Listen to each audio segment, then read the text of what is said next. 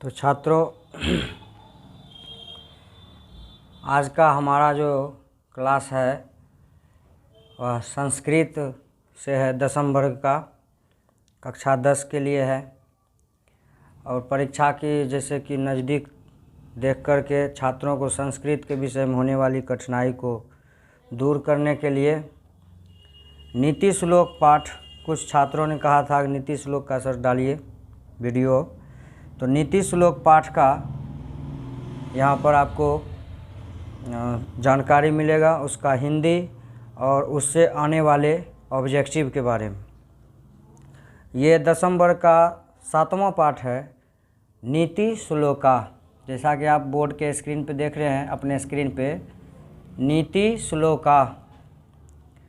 आप इस नीति श्लोक में 10 श्लोक दिए गए हैं।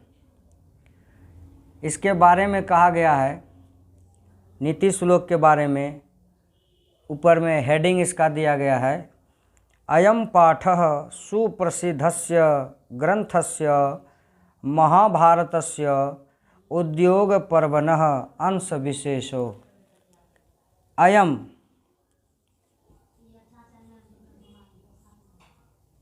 अयम यह पाठ सुप्रसिद्धस्य ग्रंथस्य, सुप्रसिद्ध ग्रंथ महाभारतस्य मन महाभारत के उद्योग पर्वणः, उद्योग पर्व के अंश विशेष हैं।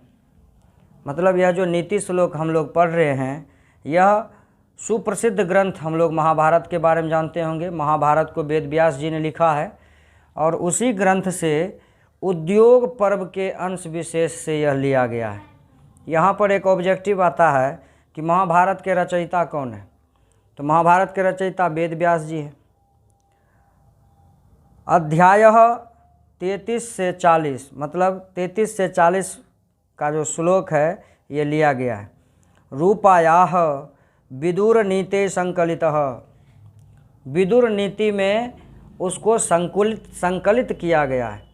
धृतराष्ट्र के बारे में आप लोग जानते होंगे, महाभारत के प्रसिद्ध पात्र हैं कौरव और पांडव। तो कौरव के पिता हुए धृतराष्ट्र, धृतराष्ट्र के नीति निदेशक मंत्री हुए विदुर जी। उन्होंने नीति निदेशक तत्व के बारे में धृतराष्ट्र को बताया है और उसी को आपके इस पाठ नीति श्लोक में दिया गया है, 10 श्लोक। और उनके द्वारा जो भी बातें कही गई है उनके नाम से एक नीति ग्रंथ चला जिसका नाम है विदुर नीति। इसी तरह एक चाणक्य नीति भी है जिसमें चाणक्य के नीति के बारे में बताया गया है। यहाँ पे जो हम लोग नीति श्लोक पढ़ेंगे यह विदुर नीति से लिया गया है। युद्धम आसन्नम प्राप्य, युद्ध आसन्न है मतलब युद्ध होने को है। धृतराष्ट्रो मंत्री प्रवरम विदुरम, अपने मंत्री विदुर से स्वचित्तस्य शांतये, अपने चित्त की शांति के लिए, स्वचित्तस्य,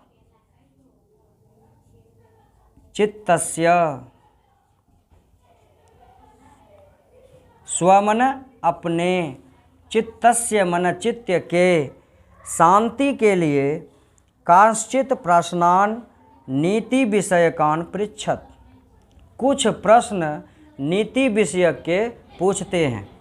पृच्छत मन पूछते हैं।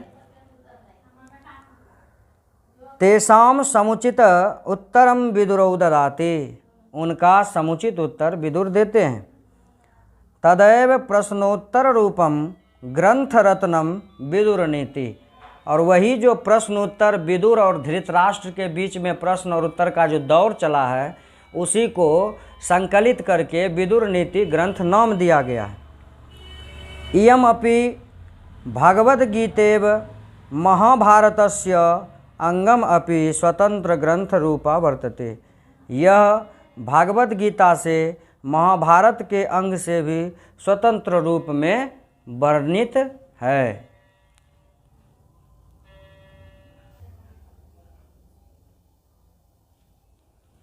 प्रथम श्लोक आप लोगों को है, यस्य कृत्यम नो विघ्नन्ति, जिसके कृत्य में बाधा नहीं डालते हैं, न विघ्नन्ति, जिसके कृत्य में कोई बाधा नहीं डालते हैं। शीतम उष्णम भयम रते, शीतम, शीतम का मतलब हुआ शीत ठंडी, गर्मी, उष्णम माने गर्मी, भयम रते, भय और काम, जिसके कार्य में बाधा नहीं डालते हैं। समृद्धिर समृद्धिर्वा, समृद्धिर मतलब होता है समृद्ध होना और समृद्ध होते चला जाना। स वै पंडित उच्यते, वही पंडित कहे जाते हैं। इससे हो सकता है प्रश्न आ जाए कि पंडित किसे कहेंगे विदुर नीति के अनुसार, या पठित पाठ के आधार पर बताइए पंडित किसे कहेंगे। तो हम बता सकते हैं कि जिसके कार्य में ठंडी, गर्मी, काम और भय किसी का नहीं रहे, उसका कार्य दिन प्रतिदिन बढ़ता ही चला जाता है, उसको हम पंडित कहेंगे ऐसे व्यक्ति को। यह आपका पहला श्लोक था।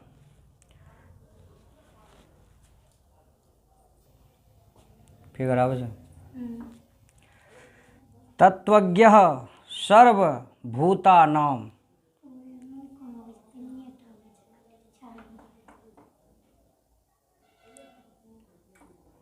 तत्वज्ञः सर्वभूतानां, रुक ना,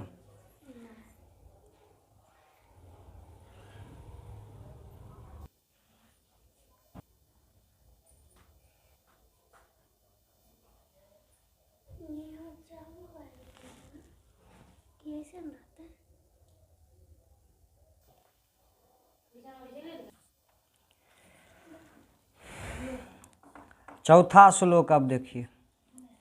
एको धर्मः परम श्रेयः, एक धर्म जो होता है वह सबसे श्रेष्ठ है। वह धर्म क्या है? एको मन एक, धर्म मन धर्म, परम श्रेयः, श्रेयः मन श्रेष्ठ। एक धर्म सबसे श्रेष्ठ है। क्षमैका शांतिरुत्तमा, क्षमा एका, क्षमैका, क्षमा में एका लग के बना है क्षमैका। क्षमैका शांतिरुत्तमा, क्षमा कर देने से शांतिरुत्तमा, शांति जैसा उत्तम चीज़ प्राप्त होता है। मतलब हुआ कि एक ही धर्म सबसे श्रेष्ठ है। अगर आप क्षमा करते हैं किसी को तो आपको शांति की प्राप्ति होती है।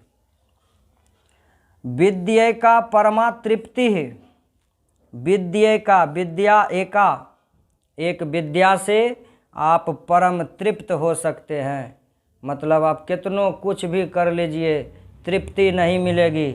अगर तृप्ति आप चाहते हैं तो वह मात्र विद्या से ही हो सकती है। विद्या से ही आप तृप्त हो सकते हैं, क्योंकि श्लोक में कहा गया विद्या का परमा तृप्ति है, विद्या से परम तृप्ति होती है, परम सुख मिलता है। अहिंसे का सुखावहा, और एक धर्म है अहिंसा। अहिंसा अगर आप पालन करते हैं, अहिंसा का पालन करते हैं तो आपको सुख की प्राप्ति होगी। सुखावहा, सुख प्राप्त होता है। महात्मा गांधी ने भी कहा था अहिंसा परमो धर्मः, अहिंसा ही परम धर्म है। वही बात यहाँ पे कहा गया अहिंसे का सुखावहा। तो एक धर्म है क्षमा करना। आप क्षमा करते हैं तो शांति मिलती है। ऑब्जेक्टिव बनता है यहाँ पर कि क्षमा करने से क्या प्राप्त होता है, तो शांति प्राप्त होती है। विद्येका से क्या मिलता है? तृप्ति मिलती है। या उल्टा करके पूछेगा तृप्ति किससे मिलती है, तो विद्या से मिलती है। अहिंसे का सुखावहा, सुख किससे प्राप्त होता है, तो अहिंसा का पालन करने से हमें सुख प्राप्त होता है।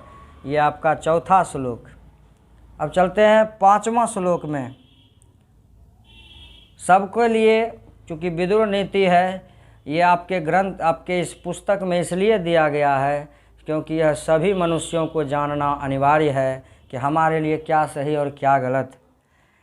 त्रिविधम, अगला पांचवा श्लोक आपका कह रहा है त्रिविधम, तीन विधि हैं। नरकस्य एदम द्वारम, नरकस्य जोर इदम, तीन विधि यह नरक का द्वार है।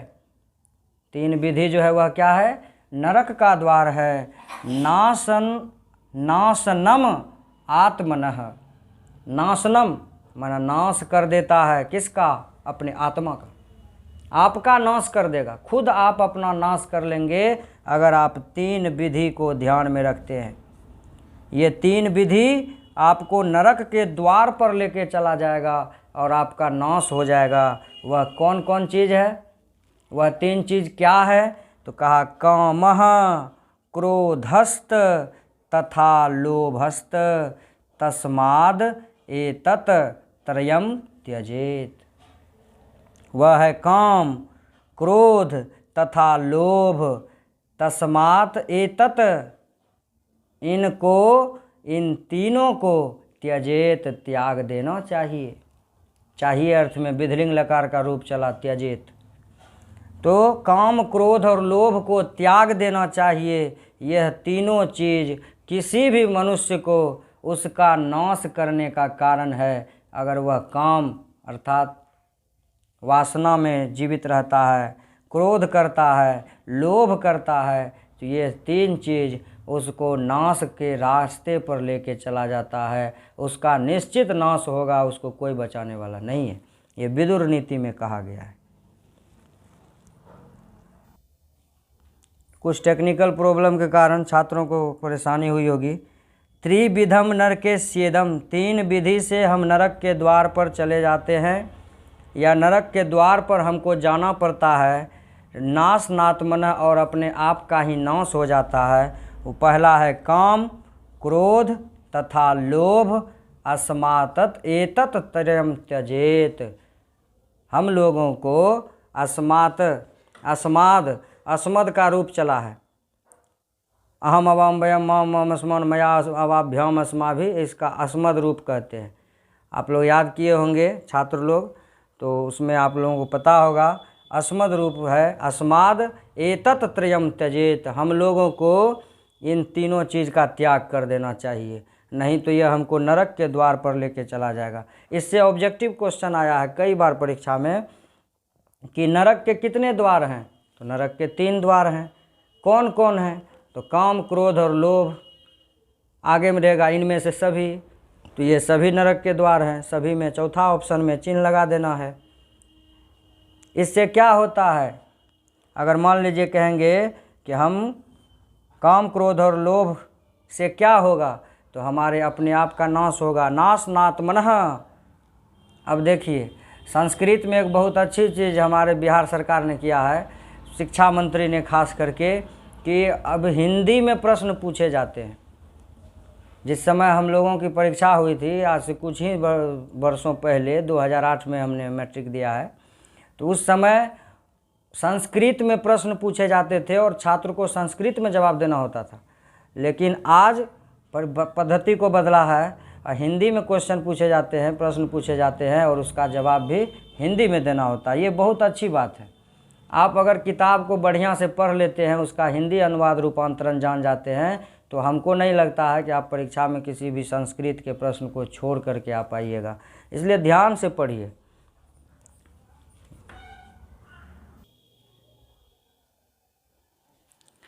अब हम लोग चलते हैं 6ठे श्लोक में।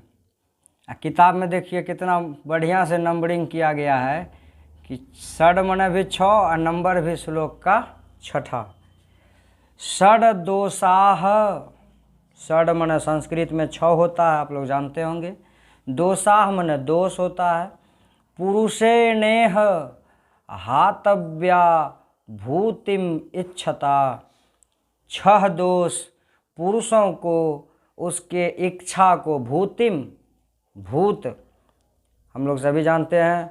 भूत इससे पहले आप लोगों ने जो श्लोक पढ़ा था उसमें भी कहा भूतज्ञ सर्व तत्वज्ञ सर्वभूतानाम, सभी भूतों के तत्व को जानने वाला। तो वही बात यहाँ पर आप लोग देखिए, षड दोषाः पुरुष ने हातव्या भूतिमिच्छता।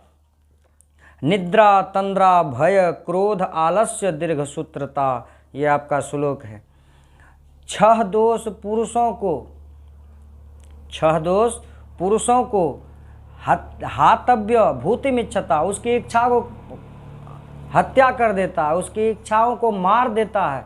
जिस पुरुष में 6 दोष होंगे, देख लीजिए आप, विदुर जी कह रहे हैं षड दोष जिसमें होंगे उसके पुरुषों की इच्छा, उस पुरुष की इच्छा जिस पुरुष में 6 दोष हैं, उस पुरुष की इच्छा कभी भी पूरी नहीं हो सकती है। उस पुरुष के इच्छा को मार देता। हातव्य भूतिमिच्छता। वह 6 दोष कौन कौन से हैं? पहला है निद्रा। निद्रा का मतलब हुआ जो बहुत सोता है। तंद्रा, तंद्रा में किसी कार्य को लंबे समय से करते रहता है, किसी कार्य को करने में ज़्यादा समय लगाता है, तंद्रा।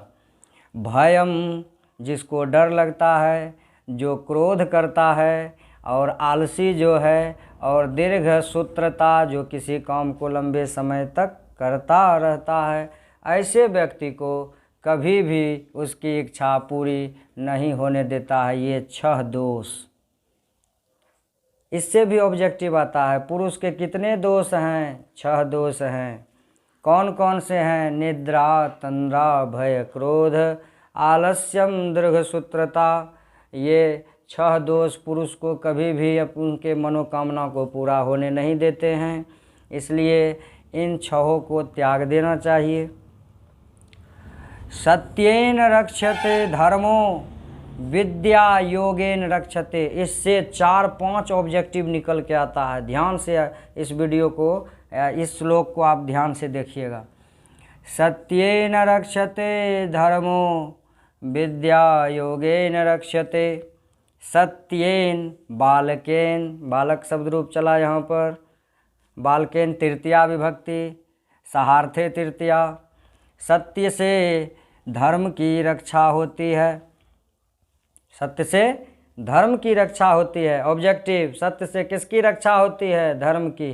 धर्म की रक्षा किससे होती है? तो सत्य की, सत्य से। विद्या योगेन रक्षते। विद्या की रक्षा योग से होती है। बहुत से छात्र कहते हैं हम पढ़ते हैं भूल जाते हैं।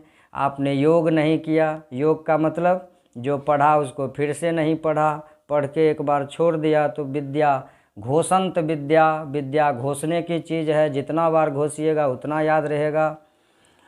मृज्या रक्षते रूपम। मृज्या का मतलब हुआ रूप, सौंदर्य प्रसाधन। अगर आप सौंदर्य प्रसाधन तेल साबुन नहीं लगाइएगा तो आपका रूप जो है वह बेकार हो जाएगा। इसलिए रूप की रक्षा मृज्या से होती है। धर्म की रक्षा सत्य से होती है। विद्या की रक्षा योग से होती है। कुलम वृत्तेन रक्षते। कुल की रक्षा वृत्ति से होती है। वृत्ति माने अपने जिस कुल में हम जन्म लिए हैं उस कुल का आचरण हमको करना चाहिए। इससे हमारे कुल की रक्षा होती है। आइए 8वां श्लोक हम लोग देखते हैं। विदुर ने 8वें श्लोक में धृतराष्ट्र को बड़ा ही अच्छा शब्द कहा है। हम लोगों को भी गौर करना चाहिए।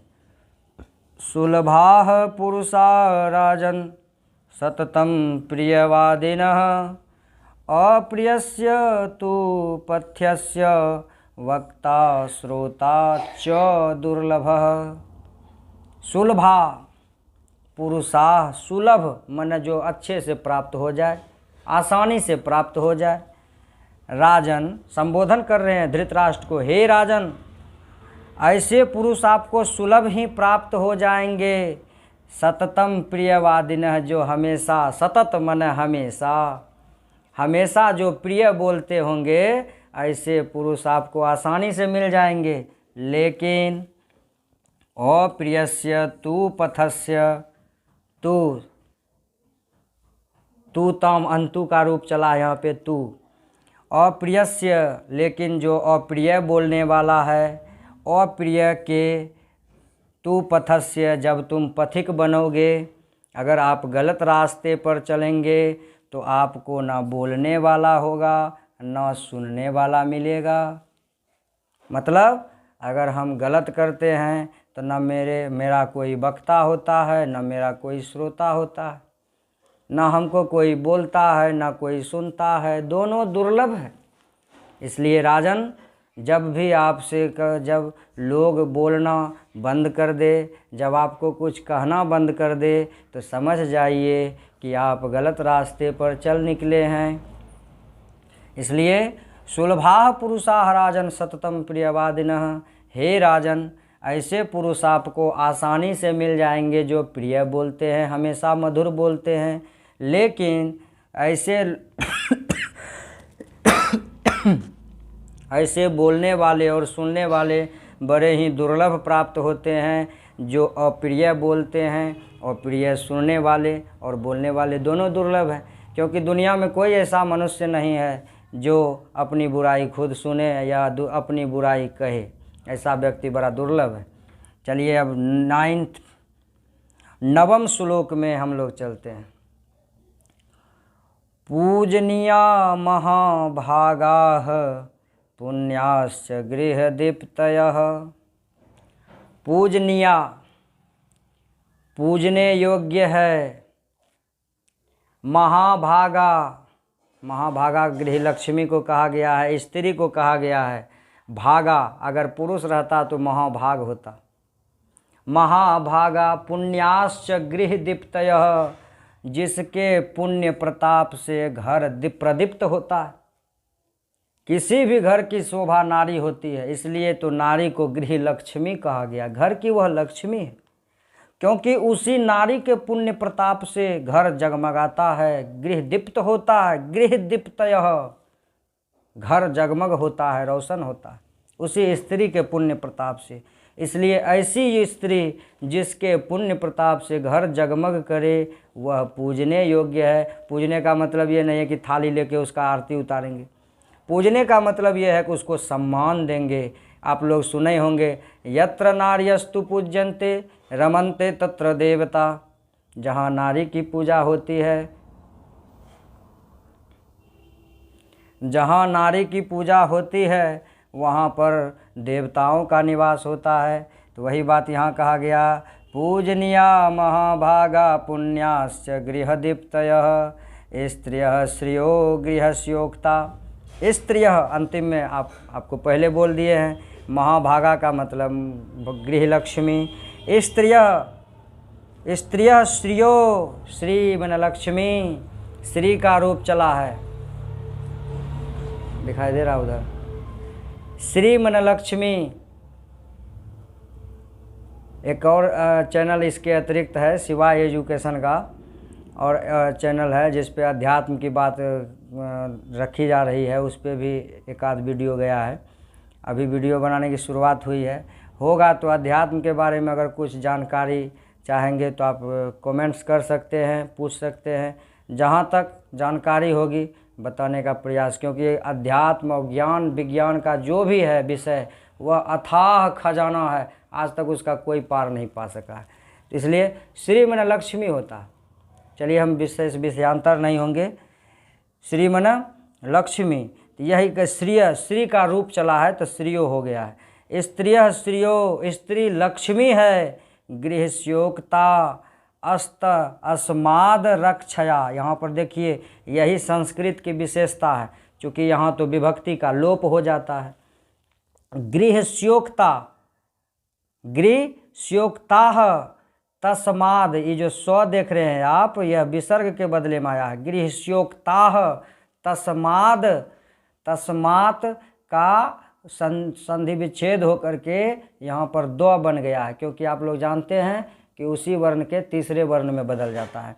अस्मात् रक्षया, रक्षया माने रक्षा करनी चाहिए। विशेषतः कहा कि ऐसी स्त्री पूजनीय है, वह महाभागा है, वह घर की महालक्ष्मी है, जिसके पुण्य से गृह प्रकाशित होता है, घर प्रकाशित होता है।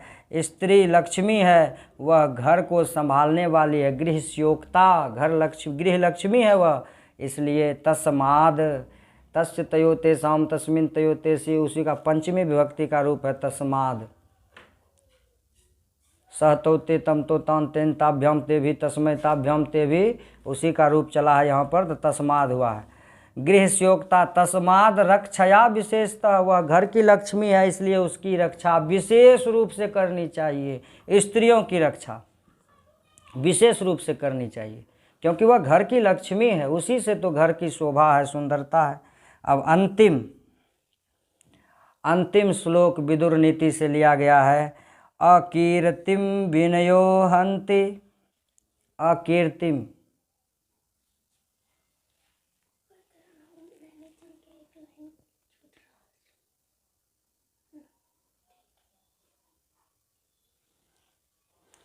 अकीर्तिम विनयो हन्ति। अकीर्तिम मन अपकीर्ति। कीर्ति अकीर्ति आप लोग सुने होंगे। कीर्ति मन यश होता है। विनयो हन्ति, अगर आपकी अपकृति हो रही है दुनिया में तो इसका मतलब है आपका विनय समाप्त हो जाएगा, क्योंकि जब किसी आदमी की बुराई ज़्यादा होने लगती है तो उससे विनय खत्म। विनयो हन्ति, विनय का नाश हो जाता है। हंत, हंत्य अनर्थम पराक्रम, अगर आप अनर्थ कीजिएगा तो आपका पराक्रम नष्ट हो जाएगा। अनर्थ रावण ने किया था, उसका भी पराक्रम नष्ट हो गया। इसलिए यहाँ पर कहा विदुर नीति में विदुर जी ने धृतराष्ट्र को बताया है कि हे राजन, अगर आप विनय का आप आश्रय छोड़ देते हैं तो आपका पूरे विश्व में अकीर्ति फैल जाएगा, यानी आपके कीर्ति का नाश हो जाएगा। हंत्य अनर्थम पराक्रम, आपका पराक्रम नाश हो जाएगा अगर आप अनर्थ कीजिएगा तो। हंति नित्यम क्षमा क्रोधम, अगर आप क्षमा कीजिएगा तो आपके क्रोध का नाश होगा। इसलिए कभी भी किसी से लड़ाई हो, किसी से झगड़ा हो, चलो भाई छो माफ़ कर दिया, हटाओ, मने मन अगर आप कहिएगा माफ़ कर दिए तो कहा भीड़ जाओ, तब तो भीड़ जाओ, एक बार देख लो, दो दो हाथ कर लेते हैं। इसलिए मन ही मन चलो भाई तुम ही बड़े हो, छोड़ दो उसको, अपने धक्का लगेगा, सुधरेगा नहीं तो जाएगा जहाँ जाने का होगा। हंति नित्यम क्षमा क्रोधम, अगर आप क्षमा कर देते हैं तो आपके क्रोध का वो नाश कर देगा। वह क्षमा आपके क्रोध का नाश कर देगा। क्रोध आपको हो नहीं सकता, क्षमा करने वाला का क्रोध समाप्त हो जाता है। क्रोधम आचारो हंत्य लक्षणम, अगर आपका आचरण गलत हो गया तो आपका लक्षण खत्म हो जाएगा। ये आज का संस्कृत का नीति श्लोक पाठ था जो आप लोगों ने देखा। सभी छात्रों से मेरा संदेश है कि अगर आपको और किसी संस्कृत के किसी अन्य पाठ में भी दिक्कत हो तो आप कमेंट्स में ज़रूर लिखिए, ताकि मैं उसका अगला वीडियो बना करके आपको दे सकूं, आपसे शेयर कर सकूं। और जितना हो सके अपने साथियों को भी कहिए, क्योंकि जो अभी छात्र, हम ये नहीं चाहते हैं कि मेरा वीडियो सिर्फ मेरे ही छात्र देखें, हम चाहते हैं कि ज़्यादा से ज़्यादा लोग इस वीडियो को देखें, ज़्यादा से ज़्यादा छात्र इस वीडियो को देखें। क्योंकि अब परीक्षा तो ज़्यादा दिन बचा नहीं, 17 फरवरी को परीक्षा है। तो हो सकता है जो मोबाइल के आदी हैं जो छात्र, उसको इस तरह के वीडियो अगर देखें वो, तो उनका स्कोर एग्ज़ाम में बढ़ सकता है। और आप श्लोक से आप ऑब्जेक्टिव प्लस सब्जेक्टिव भी आप कर सकते हैं। ये बहुत ही इम्पोर्टेंट यह लेसन है। इसलिए आज का ये वीडियो जो है हम यहीं पर रोकते हैं। आप सबों को बहुत बहुत शुभकामनाएं। हर हर महादेव।